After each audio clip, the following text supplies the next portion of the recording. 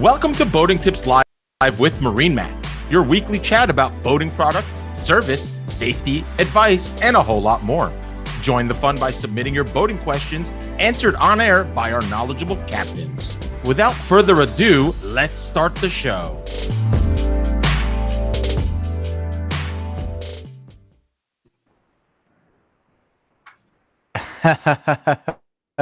Yeah, you like that, Anthony? You like that intro we got going on there? Nothing but the best. I think it's pretty cool. So, well, we're gonna get going here. Hopefully, my Wi-Fi is looking good. If not, I'm gonna have to boot off and then hotspot it off my phone. And first of all, welcome. You are one of two so far repeat Boating Tips Live guests. So, thanks for coming back. Thank you for having me. And today we're going to be talking about our boating restoration questions answered. So anybody that knows MarineMax knows that we are, we're a boat retailer. We sell new boats. We sell used boats.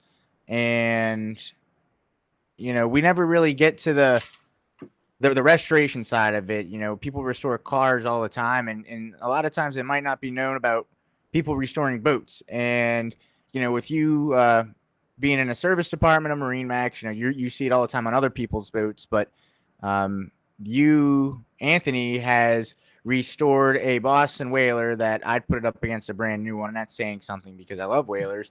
And I've seen it all over the Boston Whaler owners group, the Everything Boston Whaler Facebook page, and it's a big hit. So I'm sure we're going to get quite a few questions regarding your boat and also the other ones that you've restored and brought back to life. So thanks for joining us, man. Thank you. Thank you. So if you guys, we're going to let a few people join in here on Facebook and YouTube,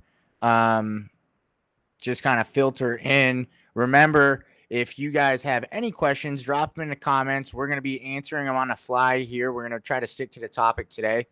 And you notice we're out without Captain Keith. He's probably out on the water somewhere, but we're flying the missing Warrior Foundation. But I think that Anthony and I are going to do just fine.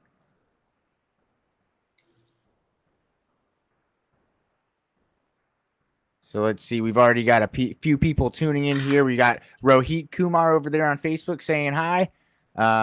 Thank you very much for joining us on both Facebook and YouTube.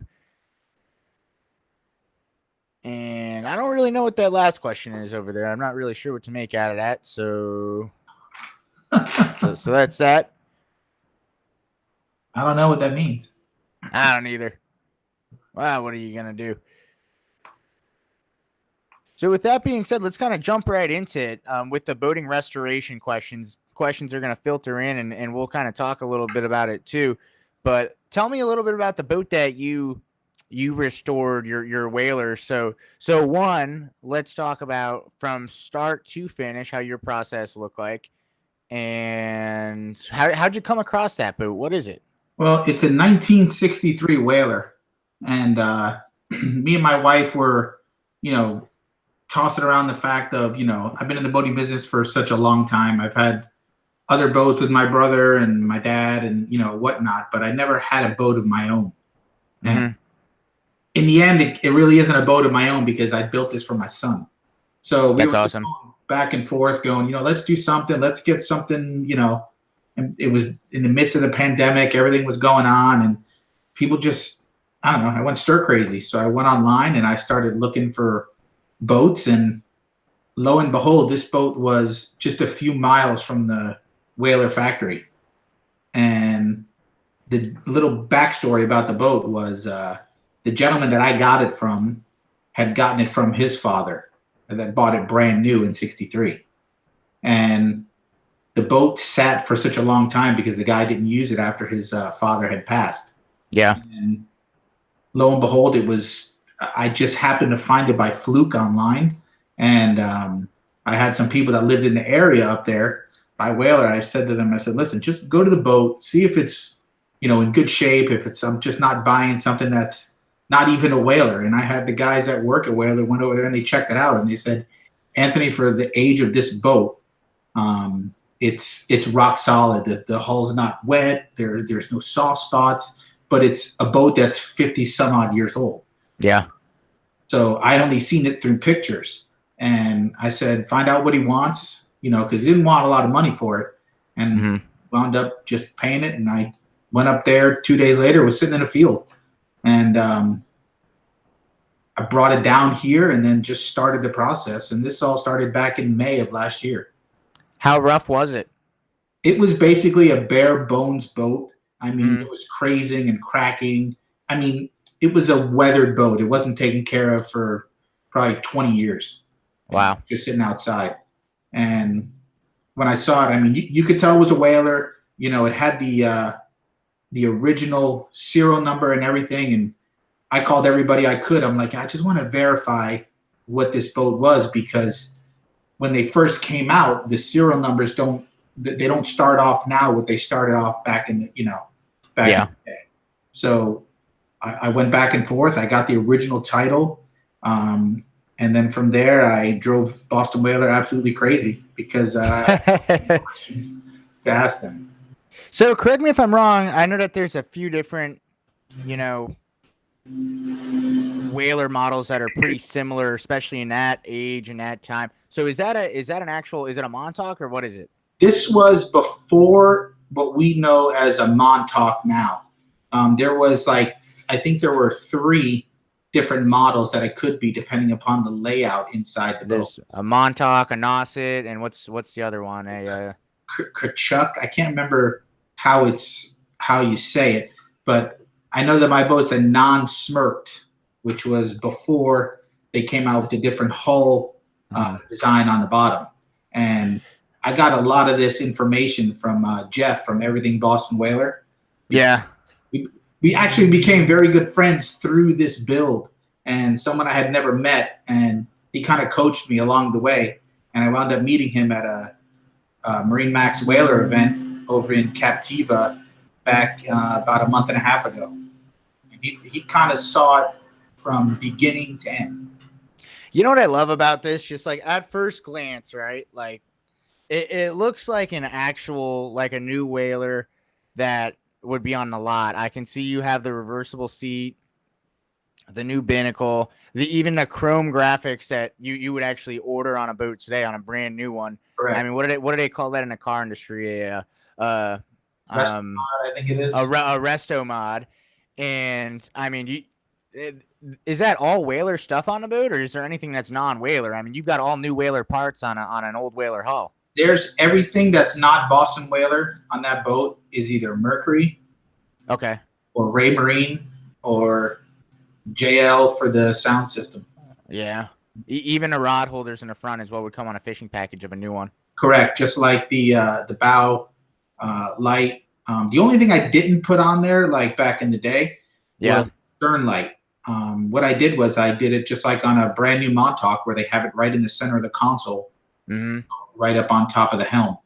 And, it was easier for me to do it that way than it was, because back in the day, what they did was they would just drill a hole through the side of the boat where the rubber would go, and then they would put a wire all the way to the bow of the boat.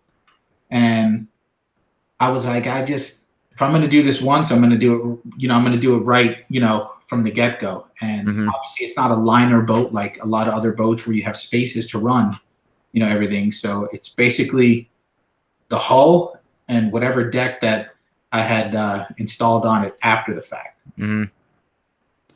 So I guess one more question before we start answering these viewer questions on the side.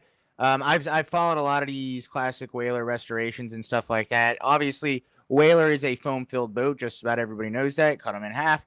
Was your foam waterlogged at all? I mean, I've heard these stories of people weighing them and then drying them out and stuff like that. Or was it? Did it have any water in the foam? When I found the boat, the original older whalers that in that year would have been either a Nauset or an Eastport, a Sakinet. They don't have a per se forward deck or aft deck. They would either have it just the way it was. It's like a short little platform on the front that just has a hatch, or they have the teak package. That basically it was. In the easiest way to explain it, just basically 2x4s running forward to aft, and that was basically your casting or whatever platform on the bow of the boat. So when I saw it the way it was, I said, you know what, I want to make it bigger on the front so that I could put a bow cushion and, you know, stuff like that. So we cut out the 2 steps that go to the bow of the boat, and the foam that was inside there was as white as could be. Not Interesting. Not wet in any way at all. Even drilling the transom, because I was going to replace the transom on the boat when I got it, because, you know, I put a new motor on it, and I said I just want it to be perfect. So we started drilling it and making sure there was no water in it. And my glass guy that did everything, he goes, Anthony, he goes, you can replace the transom. He says, but there's no need to. I wonder if it's because the boat was down south and it never sat under snow or anything. I mean, we get plenty of rain down here. Well, the guy actually had it in Ohio. And then the boat made it down here to Flagler Beach after some time. But originally it was up there. Interesting. Well, I don't know why that happens sometimes on those old ones. I guess just luck of the draw or what? Yeah, I mean, the boat's like a tank. I mean, it was built solid. A lot of stuff when we started drilling holes here and there because there was a lot of stuff done on the boat. And you would think, oh, something's going to be rotted here, something's going to be rotted here. But it was all dry. It was amazing. It goes to say for something 50-something years old that, you know, even back then when they started building them compared to what they have building them now, the process really hasn't changed. And it's funny you say that because, you know, both Whaler and CRAY, the conversation comes up a lot. Oh, yeah, my dad had this, and now, you know, this is, oh, there's this, you know, whatever, 1970, 1960, whatever on the water. And I don't think you can really say that for very many brands of boats, Anthony. Like when you still see whalers from 1968, 1963 that have not been restored, but have been restored 2 or 3 times over. And, you know, you still see those old CRAYs on the water. Not many brands of boats can say that they have a 50-year-old hull that is still on the water being enjoyed. And I think that it's a testimony to the brand, to the quality to build, that, you know, you still see them ripping around. The gentleman that actually owned this boat, when he came down to Florida, he brought that boat on an original Whaler trailer that came with the boat and brought it to the factory. And he said he was looking to donate it to Whaler back in the day, and it didn't have the original motor on it. So really? He said, look, we appreciate it. And, you know, he was giving me names of everybody he had spoken to there years back. And, you know, he was like, look, I'm never going to use it, you know, put it in a whatever. And they never did. And he just wound up, I guess they started parting the boat out, you know, the guy that had it. And I got it when it was nothing left. Yeah. Well, it was definitely a blank canvas, and it came out great. We're going to get more into detail on the restoration process. We're going to hop into these questions first here on the side. We've got Michael Lucas. Hi, guys, from Safety Harbor, Florida. Michael, thank you very much for joining us. Viewer every week, always asking good questions, so we appreciate having you. Then we have Lisa Love 9000. Would you have attempted the rebuild if you did not work in the marine industry? You know, that's a good question, because obviously working for MarineMax and being a Whaler dealer, and I mean, you guys are in touch with the factory probably daily, and you know everybody there is to know there. You think you could have pulled this off without the connections that you have, and would you even attempt it to do it right if you were, you know, just a guy in his garage or something? Well, I probably, not because I'm wearing a Whaler hat and I work for them, I probably wouldn't have restored a boat that wasn't a Whaler. Just right. The fact of everybody's like, well, I have an old Corvette or I have an old Mustang. Those are the cars you like still see around, you know, and you don't see a lot of other boats older that are still around that are restored. Maybe a Chris Craft here and there or something. I don't know. But it was just something I thought was cool. I thought it'd be different. I thought it'd just be, you know, I definitely wasn't building it to sell it. You know, I had more on it, you know, during the process than it was even before it was finished. So I was like, nah, I got to enjoy this thing a little bit first. Yeah. Yeah. So you think you would do it if you weren't in the marine industry? Just, I mean, Whaler does a good job too with, you know, making all of their information pretty easily accessible. I mean, just about anybody could probably look at a owner's manual for just about any Whaler ever made. To be honest with you, when I called the factory, whether it was myself or it would have been somebody else, they had the original build sheet of that boat. That's awesome. Where the screws went, where the chases were for the center of the boat, where the wires, you know, run, you know, forward and aft. Like Jeff from Everything Boston Whaler, I pretty much drove him crazy a little bit because I was like, And I thought Jeff had worked for Boston Whaler. I didn't know he had nothing, pretty much to do with them. And I just started asking him questions, and Yeah, I thought he worked for Whaler too. Just seeing how oh, involved he is on Everything Boston Whaler page. you could ask Jeff a question, he'll give you an answer, and in a half a second, you're like, how does this guy have all this information? Like a walking computer, Oh, I know. He's great. I've seen him He get in definitely the middle knows of some questions. Right, man. We got some awesome questions coming in now. We've got Lisa Harrison. I don't know if that's any relation to Lisa Love 9000, but we're gonna take it anyway. So with so many options available for a bare bones boat, how did you come up with the vision for the finished product? I like that question, Lisa. That's a good one. So is this how you pictured the boat when you first picked it up, or did it change 100 times throughout the process? It probably changed 15 times. Yeah. In the first, because when I started doing it, I'm going, every day I'd walk outside and I'd see a new Montauk sitting outside. And I was like, well, I think that'd be cool. Let me see if I can. Yeah. I see how this works, but I know it's not going to work on this boat. And you saw the console and you see what, screens they come with or cushions or whatever. And everything that I thought, everybody was like, oh, you can't do that. I go, well, now that you said I can't do it, I'm going to do it. So I was like, if I'm going to do this thing right, I'm going to do it once and just, keep working at it. And, it's definitely a one-off boat. Yeah. But when you look at it, if you're standing at the bow of the boat looking aft, you can tell it's an older boat by the way the hull is shaped on the bottom. The newer boats have a lot deeper V, on the Montauks. Even on the Super Sports, it's just a different boat, but I figured I'm going to just do something different. Yeah. Yeah, absolutely. Now, I guess I'll ask the question, would you do it again? You know what? Is that a once thing kind of? I probably would. It's not that I made mistakes on it or you can always change something. Because if you couldn't, a 1984 Whaler would be the same thing as a 2021 Whaler. Everything evolves, everything changes, it's just, I would do it again. I might do a bigger boat. Oh, really? How much bigger? Well, I found a 22 Guardian right now. Oh, the commercial one. Right, which is basically a hull and it's actually just a hull and deck. Was that the one that I thought I saw it on that Everything Boston Whaler page? Well, that's another one. I talked to Jeff about that boat, and he's like, Anthony, it's worth every penny. And it had the original stuff in the boat that I might use, but I would change. But he goes, it's a solid hull. And once again, I had my guys from Whaler go over there. They checked the boat out, and they said, Anthony, everything's here, and it's a solid boat. He goes, it doesn't look as good as your boat when you first got it. So it's a lot harder project to get done. And what made it different about that, Anthony? Was it did it have the dive door on that one? Because those commercial Boston Whalers are a little different than what you might see. I mean, what was so different about it, really? It's just a hull. I mean, you can do whatever the heck you want with it. Yeah, it's just basically the hull and deck. This boat did not have the dive door on the side. That's awesome when they have that. Well, that's mainly police officers and firefighters. And they're saying it was for the Navy or military boat or whatever. But yeah. I guess some had it and some didn't. But it did have all the markings on it, in the hull and everything that, even with the hull number that showed that it was for that. Mm-hmm. So that would be an interesting one. I'm still throwing it around. That one's going to take a lot longer than this one is to do. Yeah.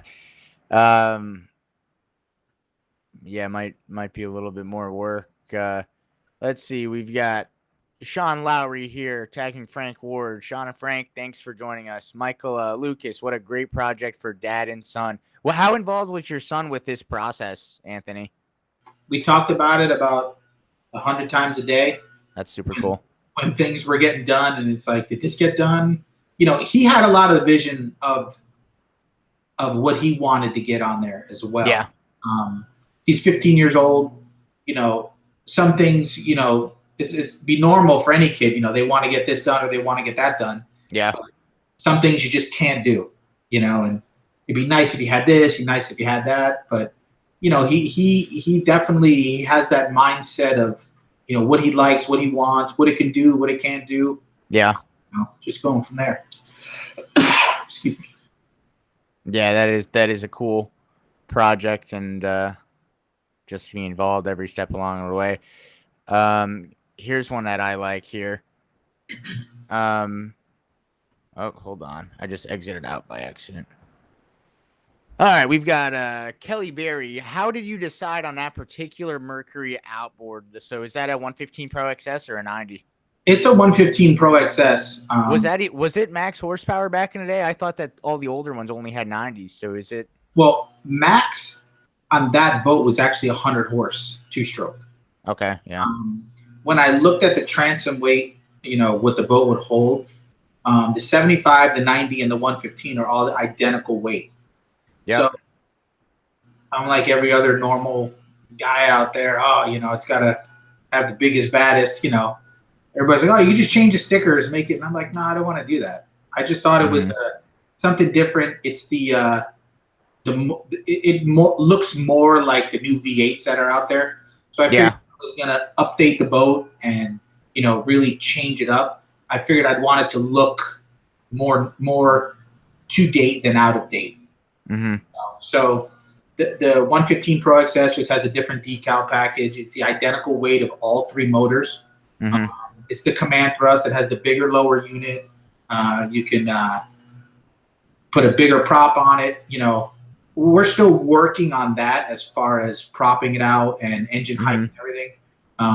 It's just a learning experience because nothing in the boat is normal. So you can just call the factory and ask them, hey, what was this? What was that? But when it gets down to it, the nuts and bolts are you're just doing everything as a one-off. So you just got to trial and error.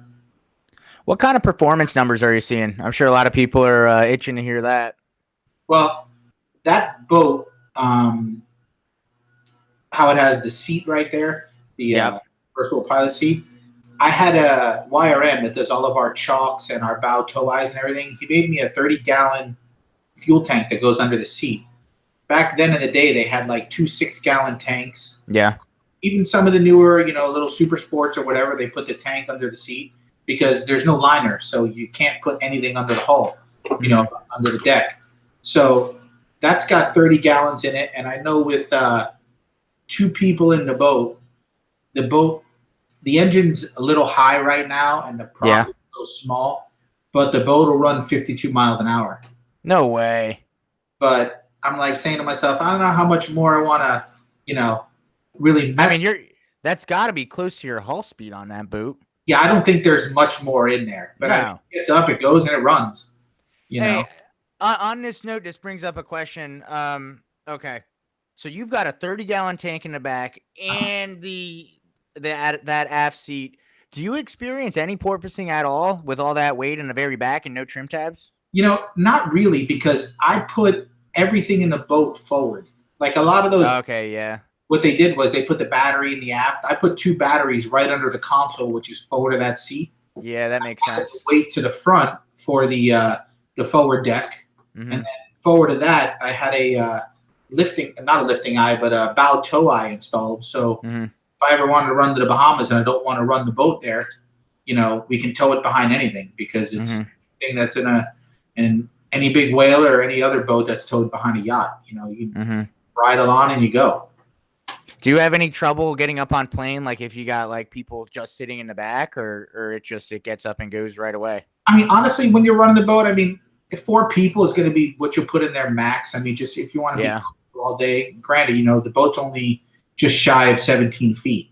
Yeah. So, with 30 gallons of fuel, we took it out. We tested it out here, out in the Everglades. It was totally flat glass, calm water. And it got up to that speed in no time. It's very trim sensitive. Okay. But once we're done, I didn't put a hydraulic jack plate on it or electric jack plate because I wanted to see how it performed first. Yeah. But I did do a C-Star hydraulic steering. So the only issue, well, not issue, but concern with that was when you go to trim the motor up to put it on the trailer with the motor sitting where it was, just down, you couldn't put it all the way up because the cylinder in the front would hit the splash well. Yeah. right now it's on a regular jack plate, but if I put it on a hydraulic jack plate, I'd be able to raise it up when I'm trailering it, and then I could lower it down while I'm running it. So you're on a fixed jack plate right now? Well, it's adjustable, but it's not hydraulic or electric. Okay. Okay. So if you see in that picture, like that whole front area that you see kind of ended probably, I don't know, a foot before, foot forward of going aft on there. Yeah. Single hatch right there. So what we did was those steps were cut out, and then the guys that I'd worked with at Supreme Marine and another place up in Central Florida, they built that all up with Cusa board. Oh, cool. So, and then they laid it out, they glassed it all in, and the same thing with the transom, because the transom didn't have any seats in the back. It was just basically a motor well cutout, and then there were just 2 indentations. So people would be put a fuel tank there or a battery on the other side. So, do you have any before pics that we can flip through? Yeah, I think Kelly has a bunch of them. And hey, I apologize on this episode for the all the viewers that are gonna download this on Spotify, Apple Music, iHeartRadio, the non-visual listeners. So I apologize for this. We'll try to not do too much visual only stuff, but yeah, I mean, Kelly, if you got some pictures you want to pop them up there as we kind of continue, I think that'd be cool. We did everything from start to finish, from what it looked like to what it looks like now. Yeah. So let's see. We've got Michael here. Have you thought about buying others and rehabbing and flipping? And by that, he means other style boats. I mean, when I think about a center console, I mean, that's probably one that you'd restore just because it's pretty simple. There's really not a ton of systems. But would you do it, say, on a dual console, maybe a cabin boat, or is that just a can of worms that is just a whole different story? I grew up fishing. Yeah. I fished a lot of the backcountry down here with my dad, my brother. I did it with my son. And that's more, I go to the Bahamas a lot with MarineMax on our boats. If I was fortunate enough to do a bigger boat, I would do a center console. I wouldn't do like a cruise or anything like that. But okay. Like that Guardian, that'd be I'm not going to jump from a boat that I have now all the way up to something really big. So yeah, no, I get that. Let's see. So we've got Joe the Boat here. Hey, Dad, is that your son? That's him. He's obviously online somewhere. Joe the Boat. Is that him working on that on the boat in his picture right there? That's probably, I don't know. It looks like maybe it was a birthday cake. Yeah. But I thought that was guys from International Marine. They did a lot of the rigging on the boat. Yeah. When they got the boat, it was just fiberglass for them. Yeah. Looks like we got a question here that maybe I can help answer as well. We've got James Bedfordshire here, new to boating. What are your thoughts on a 130 Super Sport for 2 adults and a 9-year-old? I think that's a great boat. I grew up on a 13 Super Sport. 3 people, 2 adults. You're gonna be fine, but I'd say you might want to bump up to 16, 160 Sport. I think you'd be real happy with that one. What do you think, Anthony? 13 versus 16. The 13 is just, honestly, it's a fun little runaround boat. If he was gonna go to the 16, I'd be more comfortable in that. Yeah. Doing something like 16's fun to drive. I mean, that 16's a rocket ship. These new ones with a 90, it's definitely. It's a very safe feeling boat. Everybody that I've had buy a 13 from me might kind of use it to run around a lake, might get it for their grandkids or something like that, to just kind of run around nice and easy. But I think the 16 is definitely a more safe option, and you'd really enjoy it, James. So check it out. There's all the Super Sports anyways for most dealers right now. It's crazy that specific model, when this whole boating craze came through, those are some of the first boats to sell out, and they don't take very long to make them. I've seen them fill the foam right there at Whaler on a 16 Sport, and the demand for them just went through the roof because you could just get out there, go, not many systems, not many hassles, but you can get out what you need to be doing, no nonsense, you're going to be taken care of. with that being said, they've been backed up a little bit now just with the demand for that specific model. So go in, place your order, or if a used one comes in, talk to your local MarineMax, and we've got them coming in on trade all the time. So that's it's a good question, James. Our next question here, Victor Maldonado, where can I get that hat, Anthony? Ooh, Whaler gave these out a few years back at, I think, the Miami Boat Show.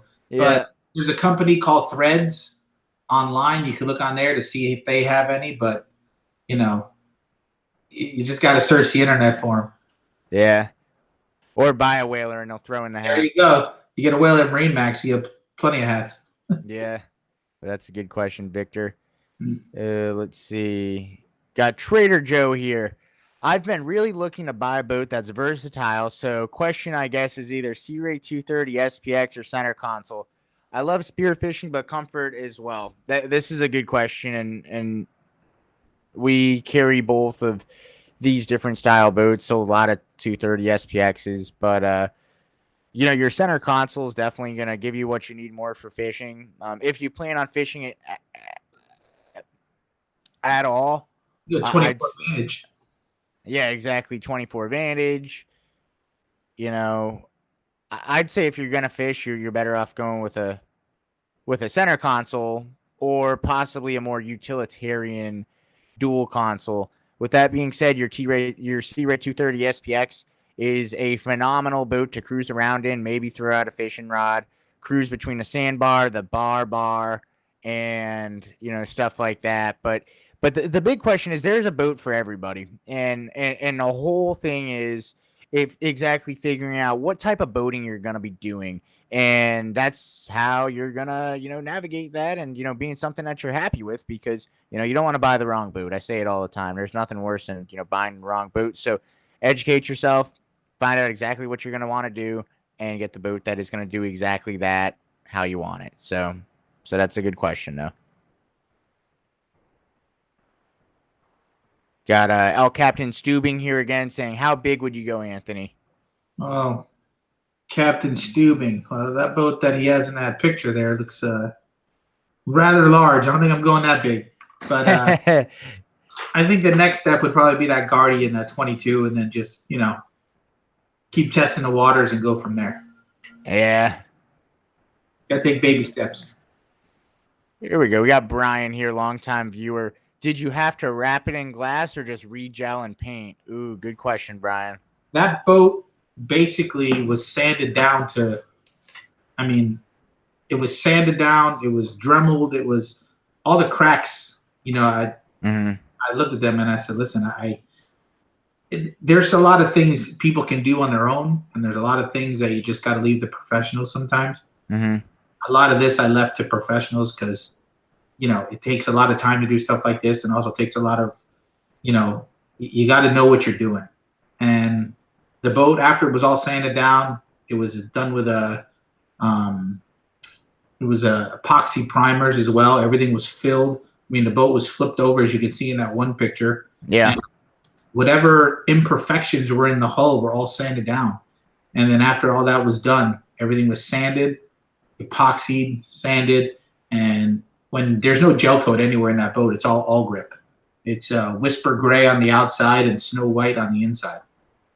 So picking the colors, that was another hard, Oh yeah, I'm sure a lot of classic Whaler guys are mad at you for getting rid of the blue. A lot of people got really upset about the blue and no teeth. I was like, look. Oh yeah. Go find yourself a boat, and you can do what you want. I just figured I'd do something. If I was going to do it different, I'm going different.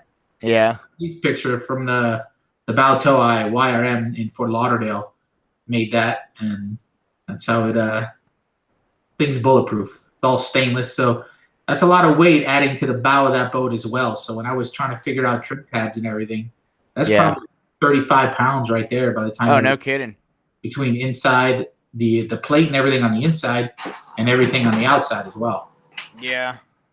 Yeah, that's usually on new boats. That's an option that can only be done at the factory, because you're drilling into the hull and stuff like that. But I guess, what do you have to lose on that boat? Yeah, he was asking me about, what stern eyes I want, and me and my son were like, well, can it look like this? Can it look like that? And everything basically on the boat. I mean, they just a lot of it they did from scratch. What they couldn't do, what we couldn't get off the shelf. Everything's done. Yeah. There's nothing, subpar on anything. Yeah. That's a good question, Brian. We got Declan McAllister. Nice boat, sir. Thank you. Sure you get that a lot, Anthony. Awesome. Looks perfect for stone crabbing. All these stone crab questions here.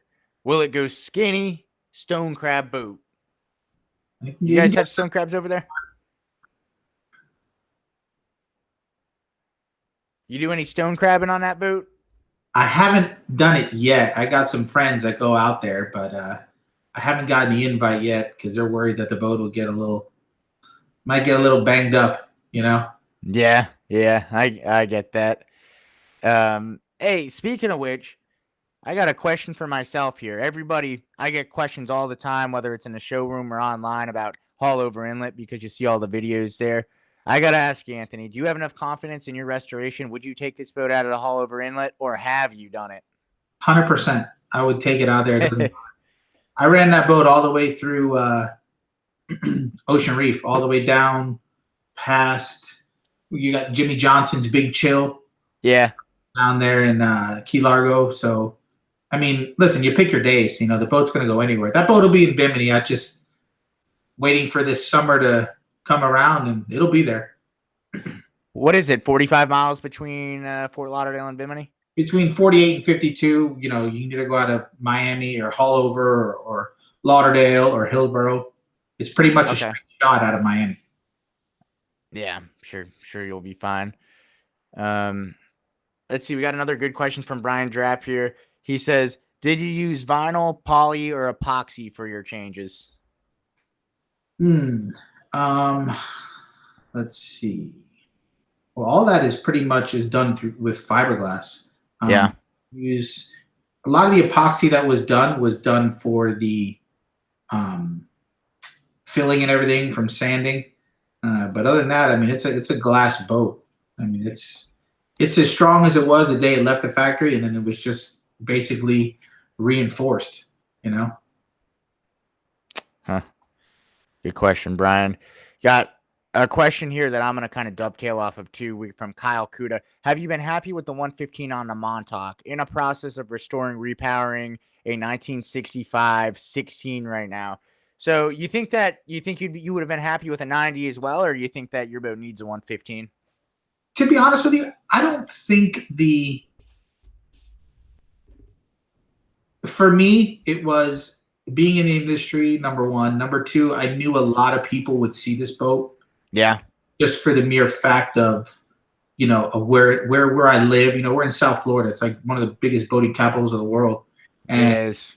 I saw two other gentlemen that were on the Everything Boston Whaler page, and one repowered a boat similar to mine, a little bit newer. Mm-hmm. And he put a 115 on it. And that's when I, started thinking, well, if he could do it, and I'm seeing pictures of his runs. And then there's other people online that have Facebook pages and Instagram, everything on social media. And lo and behold, there was a guy that lives in my area, probably 10 minutes from me. And I saw all these pictures. Actually, my son sent me these pictures off an Instagram page. And the boat was sitting at Haulover. The guy just took some real cool pictures of it. And so before you know it, I got online. I started texting him back and forth. And he's got pretty much identically same numbers, as I do with the way the boat's running. And I figured, well, they can do it. I can do it. And yeah. I figured I'm just going to go ahead and do it. I have no regrets with that. No, none at all. Yeah. Well, you can't go wrong with a 115. So, I mean, these new 4-strokes are pretty bulletproof. I mean, there's, guys 4,000 or 5,000 hours on those exact engines. So, I mean, you're pretty rock solid there. Hey, we don't need to get into numbers, Anthony, but is this an outrageously expensive project? Is it more of a labor of love? You know what I mean? Or, are you better off buying a new boat? I mean, is this something that's relatively easy, or is it just ridiculous? Honestly, you just got to know what you're looking for, I guess. I probably could have built one for the same price, Oh, like a new one? a new one. But the difference was, Yeah. you know, you can't on a production boat. You're getting what is offered. Yeah. Yeah. That boat has a 12-inch Marine Axiom screen in it, and No way. there's no way it's gonna fit. So I was like, yeah, it's gonna fit. You know, it's custom switches. There's 2 pairs of JL 88s in the boat. You know, Yeah. wiring in there is, you know, it's just everything was done meticulously because you have the time, you have the you know, the resources to get different things. Like you see the console and the seat that's in there, they're the same that's in a brand new whaler. Obviously, they're cut down Yeah. the size of the boat, and if you look at the very edge of it, there's a stainless trim ring on it. Yep. That boat on the inside is not totally flat like a brand new boat. It's kind of got like a little curve to it. I see that. Yeah. They had to scribe the bottom of the console, the bottom of the seat to fit it. So once they did that, I didn't want raw fiberglass, you know, and just I didn't want it to look like it's just sitting on the deck, because on all the new boats, the consoles and that seat, they're part of the deck. You know, they're part of the top deck liner. There's no seam. There's no nothing. And when I showed Chris at YRM, the same guy that did the bow toe eye on it and all the other stainless stuff, he goes, "Let me just make it so it looks like we obviously know that it's 2 separate pieces, but we're gonna make them attached to the boat to make it look one." Yeah. He says his hull was free, has about 50 hours in sanding so far. How labor intensive was it? I mean, did you go with the right people? I mean, or did you? I mean, does it just never end? Well, How it's bad like, can it? How bad can it be? how perfect do you want it to be? Oh, there you go. And the guy that I went with, I've known him probably 25 years, and he knows I kind of am meticulous about a lot of things, you know. And it's like, you know, like when you go somewhere and they're like, "Well, how much is this?" And like, "Oh, it's only $5 more," or this is only $3 more. This is only $20 more. Yeah. You know, when you start getting into it, you're like, "Look, I'm already into it. You know, how bad could it kill me?" You might as well just be happy with it. Yeah, because I wasn't looking to build the boat to sell it. You know, Yeah. me and my son want to go out, want to enjoy it, want to, you know, have fun with it. You know, this boat has lasted already 50-something years. It'll last 50 years more. I mean, That's it's crazy. brand new. It looks like it cranks some tunes too. I see. We just went through the audio pictures right there. Yeah. What'd you go for on that? Did you do what kind of amp did you go with? We did a 800 JL. We did 2 pairs of the 8.8s LEDs, and the Apollo Fusion stereo. Yeah.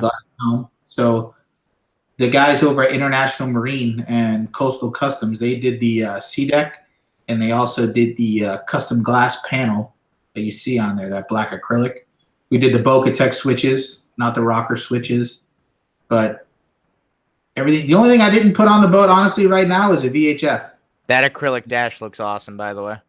Yeah, it's and you see that little square right there in the floor. That's stainless. Yeah.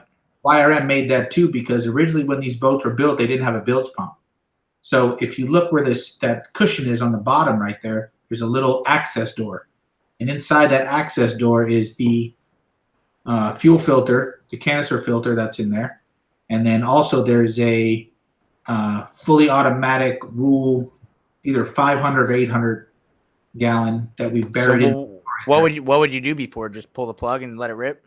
That's what they did. Old school, baby. And the floor there is not flat in the back. It goes down about 4 inches. It's like a 4 by 10 inch, I guess shoebox, I guess you'd say, in the hull. Yeah. And the water would just go there. They would drain it out the back. That's the other thing. See, on the rod holders, yeah, drains on there that drain to the bilge, because they didn't want any water going in that aft compartment there on both sides, because that was never there before either. That was a deck that was made, you know, just for, I'm like, listen, we're going to run around, go to sandbars, even if we're not fishing. Yeah. And then it gives someone, you know, 2 people to sit on the back, you know, 2 people at the helm. And then I did the Yeti cooler in front of the console there where the rod holders are. and then one person could sit there. Yeah, these are some new pictures that I'm checking out right now. We got one more question here from Brian, and I think it's a good one too. He says, are you going to shout out the companies that worked on your boat for some that might want to take on a project like yours? I think that's a good question, Brian.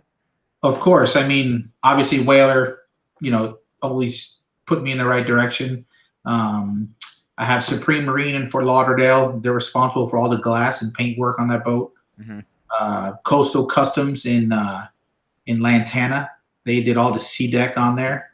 I have YRM, who did all the stainless. They're out of Lauderdale, and the bow tow-eye as well, and all the custom stainless inside the boat. Magic Brush is the girl in Florida. She did the plate on the boat. Yep, they've helped me out a lot with some whaler stuff. Yeah, there was so many moving parts to this boat. I mean, even the size as it is, I mean, it's not, like a realm like it's sitting next to. It's nothing as detailed or intense as anything like that. But I mean, I had Dana from TK Canvas in Lauderdale. She made a custom cover for it. She did the interior for me. I can list them all on here and people can go back to it and they can, contact them. But whoever they call and they mention that boat, they'll be like, they know the boat because I drove them crazy. Yeah, right. Yeah. Where could they find out more information about your boat? Did you document anything? Is it on the Everything Boston Whaler Facebook page, or where did you kind of post a lot of this stuff? I didn't post a lot of it until, like, Jeff, all these pictures that you're seeing right here were from the Whaler MarineMax event in Captiva, a month ago. Yeah, and once Jeff put it on Everything Boston Whaler, I just started getting emails and, Facebook Messenger, and I'm like, I don't know who all these people are, but yeah, right. I told everybody, hey, it's not a secret. I know you want to, get your boat done or whatever. I said, it's going to take you time. It's going to take you a couple of bucks. You just got to do a lot of research because nothing really was available for this. Yeah. Plus, parts aren't exactly the easiest thing to come across right now. No, not at all. We got one more question from Kyle Kuda here. Did the factory rail from the new Montauk fit well? Yep. Because that's if you were to order that, you would order it with that stainless steel rail upgrade. Are you talking about the rub rail, or are you talking about? Yeah, basically the rub rail, the white. Yeah. The insert. Yeah, and then if you see, there's some pictures of it there, where on the transom of the boat, where you can see it, where the caps are. See on that picture right there. Yeah. Chris from YRM actually took a piece of the 3/4 stainless insert. And he made those ends on there because I didn't like how it just kind of ended. It was like it just looked rough. Yeah. You put it on there, the cap that goes on there, it finishes it off. I mean, you went that far, you might as well just finish it the right way. Yeah, right. Absolutely. Well, Anthony, this has been fun, and we're looking forward to the next build here. And if there's one, if you still got some gas in the tank. And we look forward to seeing it around at the Whaler Rendezvous. Obviously, or not so obviously, a lot of people don't know that one of the great things about MarineMax is they put together plenty of, whether it's MarineMax events, Boston Whaler Owners Rendezvous. We do the same thing with other brands too, is like Aquila, Galleon, Ocean Alexander, CRAY, Azimate, you name it.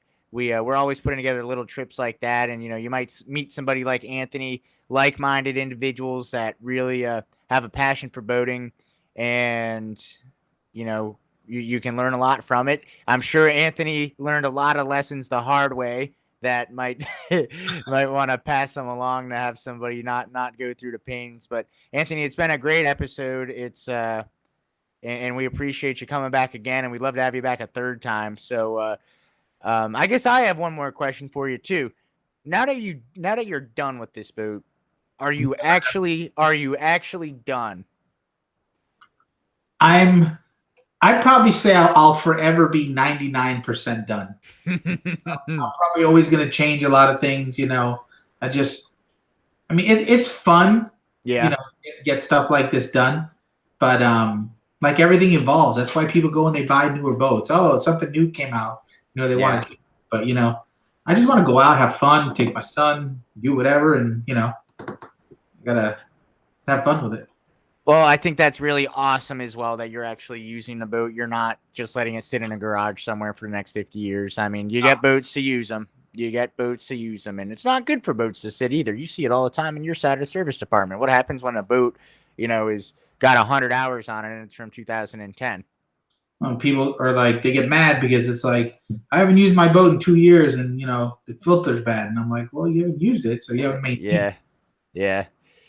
Well, cool, man. I appreciate you joining us. I want to appreciate I just want to thank all the good questions today from both Facebook and YouTube. Good mix. If you want to check out this boating tips live, whether it's this one, any of the ones from the past, whether it's on Facebook or YouTube, you can find it on any of the MarineMax national pages. You can find it on all the major streaming podcasts, Spotify, Apple Music, iHeartRadio, you name it, we're there. And if you have any questions for Anthony or myself, I can pass them on to Anthony. Go ahead, go back and ask these questions. We do read them, even if this isn't live. I know a lot of people are working right now, and we will get to them soon. But until next time, thank you guys for joining us today. Anthony, thank you for joining me today.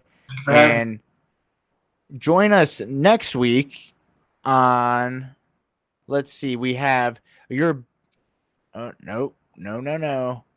It is your trade-in questions answered with Scott Ryerson, sales consultant out of the Carolinas for MarineMax. And we do a lot of trades. There is a inventory shortage right now, so we're taking in a lot of trades. We're paying top dollar for trades because we want the inventory. And there's never been a better time to trade in your used boat on a new boat, and we'd love to have that conversation. So join us next week. You know where to find us.